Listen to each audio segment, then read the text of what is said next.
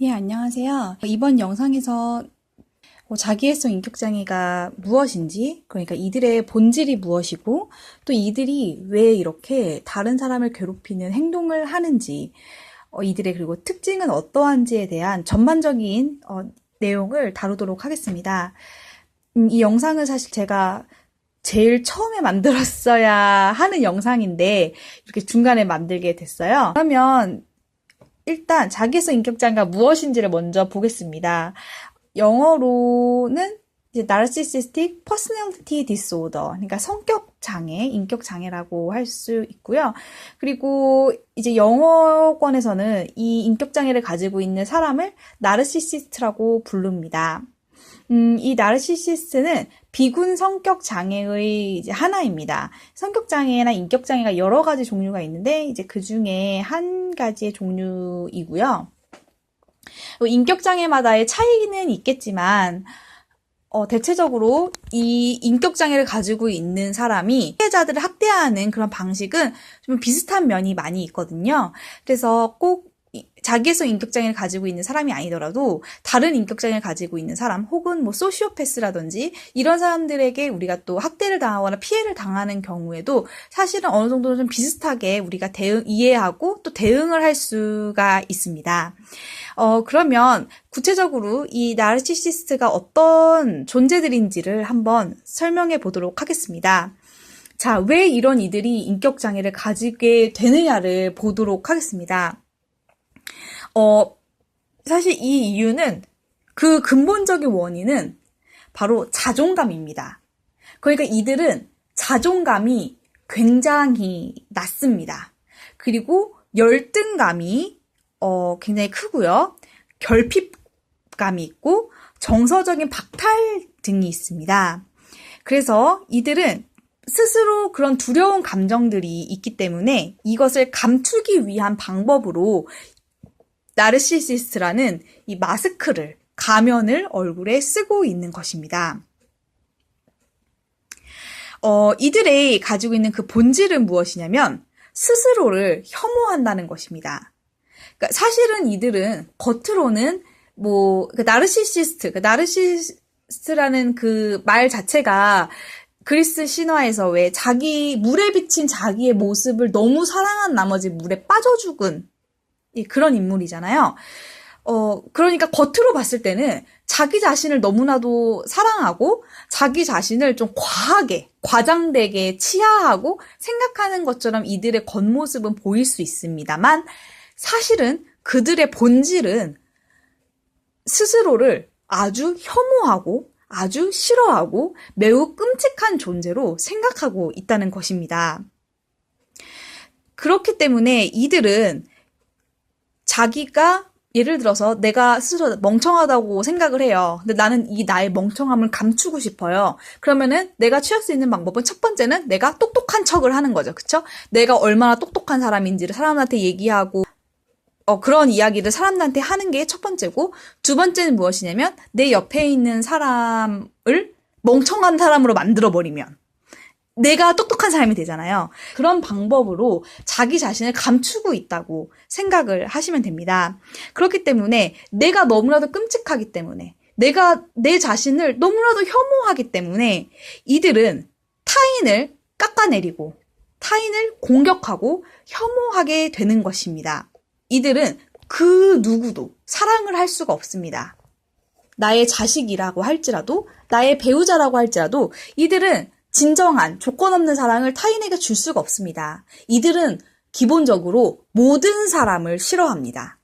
그리고 이들이 가장 싫어하는 사람, 가장 혐오하는 사람은 바로 자기 자신입니다. 이것이 나르시시스트의 본질입니다. 이들은 또한 타인을 조종하면서 비난을 하게 됩니다.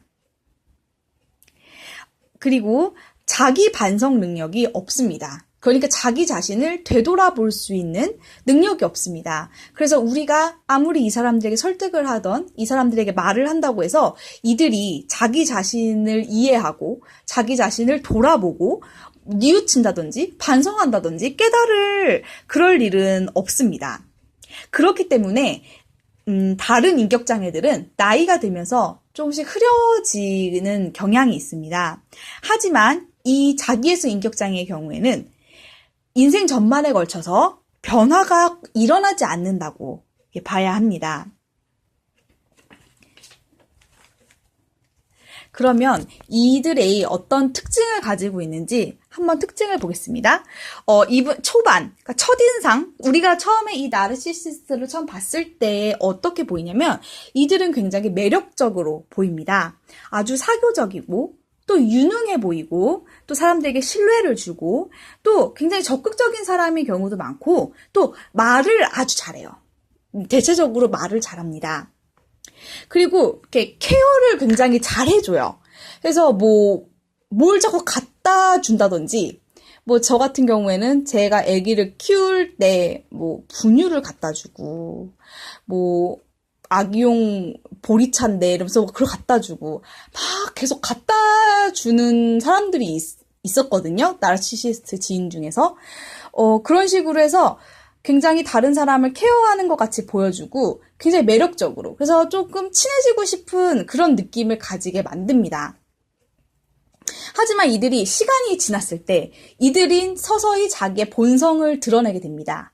처음에는 약간 헷갈릴 만한 아니면 긴가민가 할 만한 정도의 무안이라든지 그런 공격 혹은 비꼬음을 합니다. 그러다가 이 피해자가, 자존감 공급자가 이걸 계속 용인해 주기 시작하면, 그리고 이 관계가 이제 더 깊어지는 관계가 되면 이들은 본인들의 이제 본성을 드러내게 됩니다.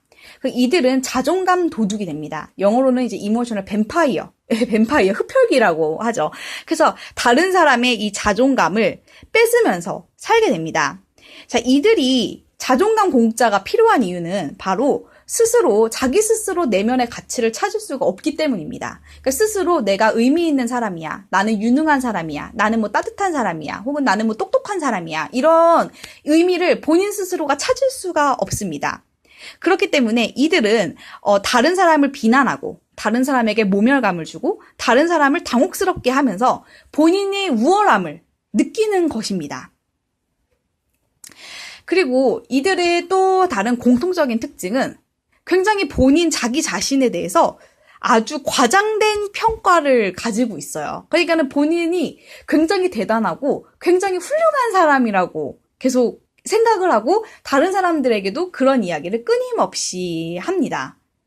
그런데 이들이 가지고 있는 그 우월함, 내가 가지고 있던 어떤 성과라든지 이런 것들은 사실은 뒷받침할 만한 근거가 없어요. 제가 예를 들어서 나는 내가 똑똑한 사람이라는 거를 주장하고 싶다고 쳐요. 난 정말 똑똑한 사람이야. 그래서 근데 제가 여러분에게 이런 얘기를 했어요. 여러분, 저는 서울대 교육학과를 나왔습니다.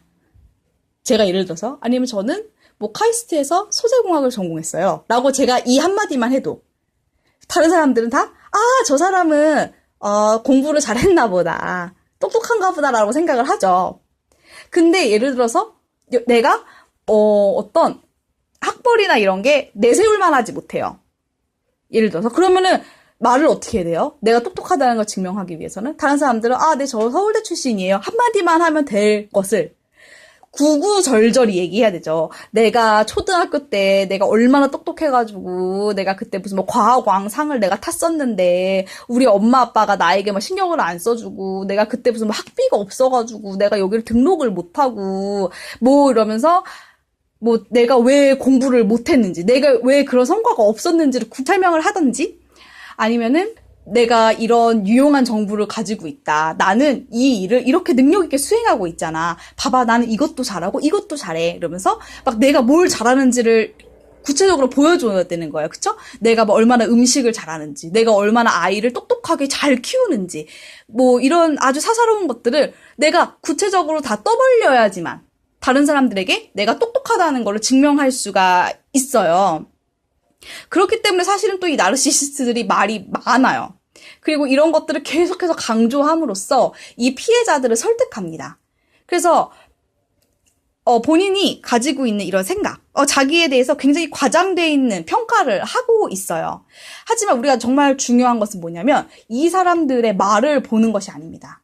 이 사람들이 하는 말은 진실이 아니에요. 그리고 이 사람들은 현실을 인지할 수 있는 능력도 없습니다. 그렇기 때문에 우리한테 정말 중요한 것은 뭐냐면 이들이 어떤 행동을 하는지 그 행동을 보는 것이 정말 중요합니다.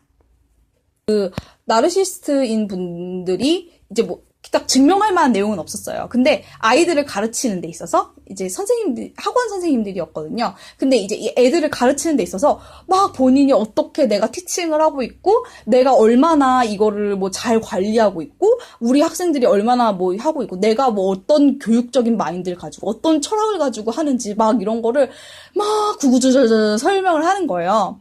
그럼 제가 처음에 그걸 들었을 때 정말 이분들은 되게 잘 가르치시는구나. 그러니까 사람이 이게 딱 보이는 학벌이 전부가 아니구나. 정말 잘 애들도 케어하시고 교육적인 철학도 있으시구나라고 저는 생각을 했어요. 근데 제가 그 반에 뭐 보강을 들어가거나 그 반 학생들을 만났다.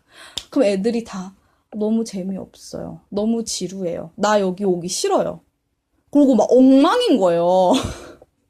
그러니까 실제로 이 사람들이 말하는 것과 이 결과는 연결이 안 되는 경우가 많아요. 그래서 우리가 이 사람들의 말에 넘어가게 되면 우리도 이 나르시스트들은 정말 대단한 사람인데 안타깝게도 이 시대가 이 사람을 봐주지 않았어. 이 사람은 정말 똑똑한 사람인데 이 사람은 성공할 수 있는 사람인데 뭐 가족을 잘못 만났어. 이렇게 생각을 우리도 빠질 수가 있습니다. 혹은 뭐 저 사람 너무 불쌍한 사람이야. 저 사람 너무 희생했어 하면서 우리가 올바르게 판단을 하지 못하고 객관적으로 바라보지 못하고 이 나르시시스트가 가지고 있는 그 생각대로 우리가 휩싸이게 될 수도 있습니다. 그렇기 때문에 정말 중요한 것은 이들이 행동을 그리고 결과를 우리는 봐야 한다는 것입니다. 또 하나의 중요한 특징은 이들은 현실을 제대로 인지할 수가 없습니다. 우리는 어떤 사실이 있으면 이것이 현실이라고 생각하잖아요. 그렇죠? 하지만 이 나르시시스트 같은 경우에는 자기의 감정은 현실이라고 생각합니다. 그러니까 사실이 현실이 아니고 팩트가 현실이 아니라 내가 느끼는 감정, 그러니까 다른 사람이 느끼는 감정도 아니라 내가 어떻게 느끼느냐 이것이 현실이라고 생각을 합니다. 그렇기 때문에 또 우리는 이 사람들을 아무리 설득하고 아무리 내가 이성적으로, 내가 아무리 논리적으로, 내가 그 어떤 근거와 증거들을 다 갖다 들이댄다고 하더라도 이 사람들은 그 현실을 자기는 인지할 수 없고 받아들일 수가 없는 거예요. 내가 느끼는 감정, 내 생각. 이것이 바로 진리라고 생각을 하게 됩니다. 그리고 마지막은 타인과 자신을 구분할 수 없다는 것입니다.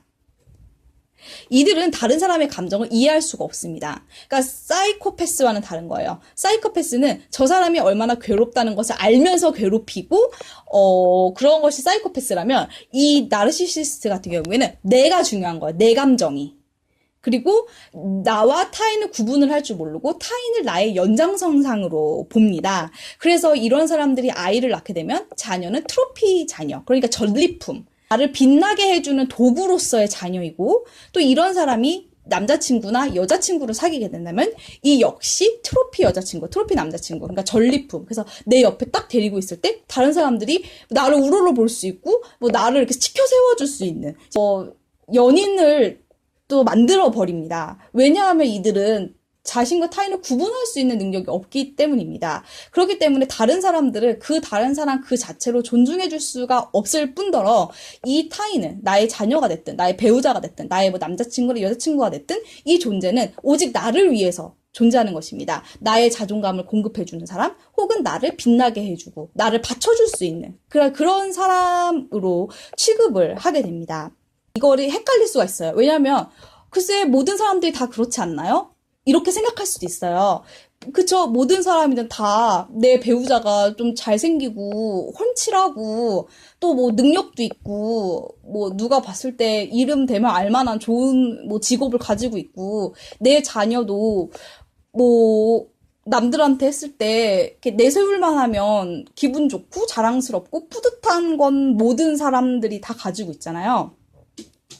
그래서 이거를 그냥 단순히 뭐 부모는 저런 생각 할 수도 있지. 이렇게 인간적으로 우리가 이해할 수 있는 선이 사실은 존재하는 거예요. 근데 이 나르시스들은 그 선을 사실은 벗어난다고 해야 될 것 같아요. 제가 그 예를 한번 들어보면 나르시스 남자와 연애를 했던 분의 이야기를 들으면 만났어요. 만나면은 남자친구가 이렇게 지적을 하는 거예요. 너는 눈썹을 왜 그렇게 그려? 눈썹을 뭐 여기를 이렇게 그려봐. 그러면 그 다음에 만나면 아니야. 그게 아니라 끝에를 이렇게 일자식으로 해서 좀 뭉툭하게 그려봐.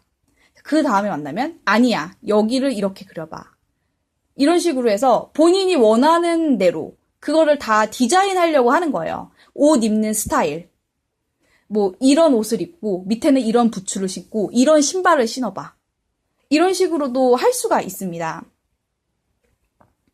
그렇기 때문에 우리가 단순히 이런 마음, 그러니까 내 주변에 있는 사람들이 좀 좋은 사람들이었으면 좋겠고 남들에게 자랑스럽고 내세울 만한 사람이었으면 좋겠다라고 하는 일반적인 사람들의 마음과 이 나르시시스트가 갖는 그 트로피, 그러니까 자기의 가족들을 전리품화하는 이제 그런 특징은 우리가 사실은 명확하게 구분을 해야 합니다. 오늘은 이제 자기애성 인격장애의 이제 전반적인 원인이라든지 이들의 본질과 특징에 대해서 알아봤는데요. 계속해서 제가 전반적인 특징을 다루는 영상을 또 올리도록 하겠습니다. 감사합니다.